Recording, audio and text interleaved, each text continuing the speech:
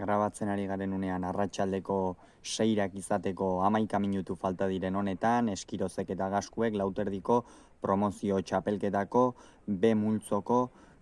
galtzaileen norgehiagoka jokatu dute eta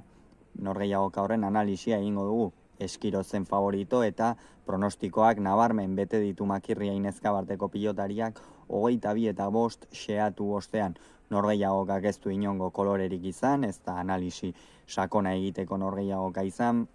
Hasieratik Eskirozek erakutsi du askoz ere doai handiagoak eta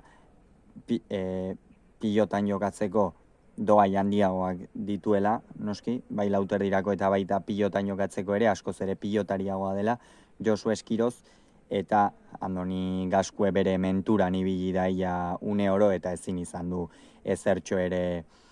egin. Hasieratik 12-2 joan da aurretik, hortikan aurrera ere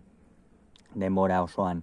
Josu Eskiroz ez dizkio kilimak ere une batean egin, eta egia da, tanto eder batzuk egin dituela, baina Eskirozek nahikoa izan du pilota pixka bat luze jartzen, Gaskue pixka bat behartzen eta tarteka-marteka jokaldi batzuk egiten, baina orokorrean ikusi dugu Andoni Gaskue oraindik behintzat ez dagoela Lauterdikoan maila txukun bat emateko unean. Gaur egun atzelarientzat gainera Lauterdiko jokoa oso zaila da, oso joko klasikoan jokatu dute, airez kontatu ditzakegu eman dituzten pilotak, oso joko klasikoa izan da atzelarien artean normala den bezala eta Lauterdikoan are gehiago, eta azkenerako garaipena Josu Eskirozentzat erraz esan bezala, eta honen bestez Espositoren aurkako norgehiagoka horretara Makirria ingoa